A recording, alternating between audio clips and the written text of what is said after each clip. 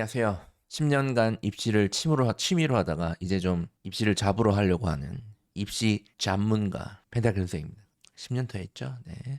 오늘은 제가 수행평가 관련돼서 얘기를 하도록 하겠습니다. 구독형 설명회 들으시는 분들은 수행평가 귀에 피 나도록 들으셨을 겁니다. 작년부터. 제가 재작년부터 계속 말씀드렸고, 작년부터 계속 말씀드렸고, 올해도 계속 제가 말씀드렸고, 오프라인 설명회 오신 분들도 아마 계속 제가 언급을 했는데, 이 수행평가 관련해서 현재 1학년 학생들, 물론 2, 3학년 학생들도 좀 변화가 있긴 한데, 이제 그것보다는 현재 1학년 학생들이 아마 이제 수행평가 때문에 이게 뭐지 하는 학생들이 많을 거예요. 물론 지금 전국에 있는 모든 학교가 다 그런 건 아닙니다. 근데 이제 상당수 학교가 그러고 있고, 그리고 이게 큰 방향이에요. 지금 수행평가를 예전같이 그냥 대충 점수 퍼주는 식으로 운영하는 게 이제 계속 줄고 있으니까, 이제 그건 정책에 반하는 거니까, 지금 수행평가 관련해서 이제 고통받는 학생이 많을 텐데, 오늘 제가 드릴 말씀은 이 수행평가를 잘해도 문제고요. 못하면 더 문제라는 얘기예요.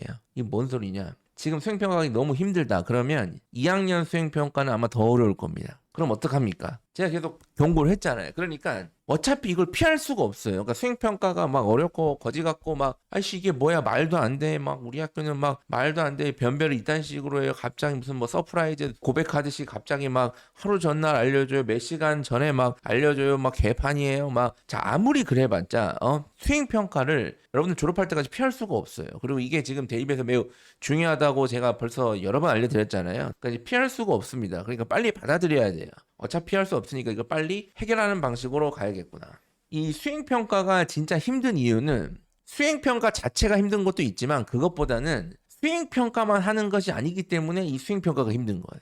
이게 무슨 말이냐면 학생들은 학기 중에 학교 생활을 하잖아요. 근데 학교 생활이란 게 사실은 되게 빡센 겁니다. 냉정하게 말씀드리면. 이게 우리 직장인 여러분들도 출근하고 퇴근하는 이 직장 가는 요일이 빡세니까 주말이 그렇게 기다려지고 일요일 저녁이 그렇게 막 우울하고 막 그런 거잖아요. 근데 학생들도 비슷해요. 학생들도 일찍 가죠. 아마 대부분의 직장인들보다 일찍 갑니다. 학교를. 보통 직장인은 9시 출근이니까 거의 대부분 그 시간에 맞춰서 가잖아요. 근데 학생들은 보통은 8시까지는 가니까 더 일찍 간단 말이에요. 그리고 물론 직장인들보다는 좀 빨리 끝나긴 하지만 뭐 야자가 있는 경우에는 더 빡세기도 하고 학생들은 또 학원도 가야 되죠. 지금 이거 말씀드렸죠.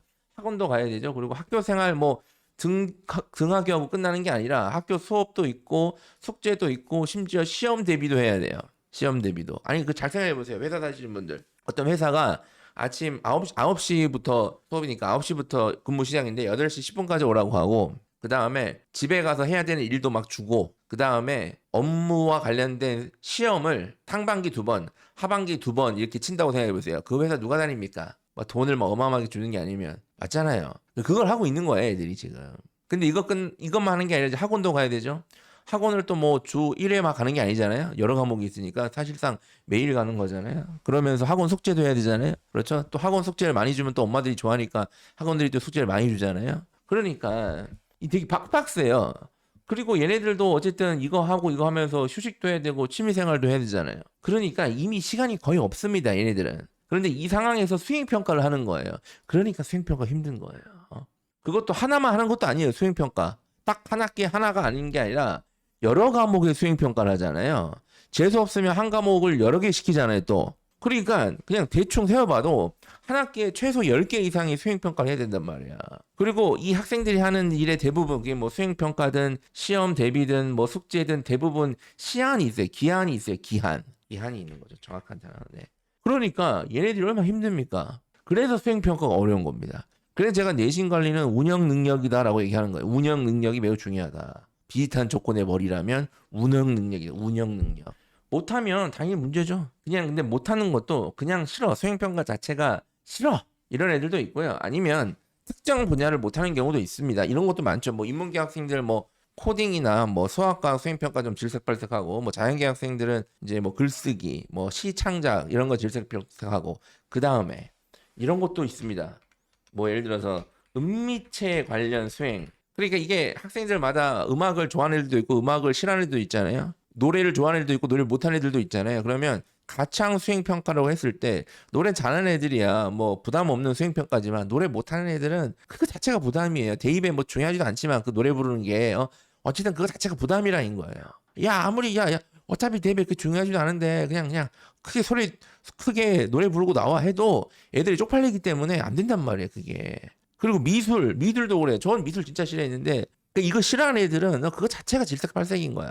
우리 여학생들 그 뭐야 체육 같은 거 싫어하는 애들 많잖아요. 그러니까 이게 문제입니다 다. 그런데 더 웃긴 거는 잘해도 문제입니다. 잘하고 좋아해도 문제예요. 수행평가의 본질은 감점을 당하지 않는 겁니다. 이게 수행평가의 본질이에요.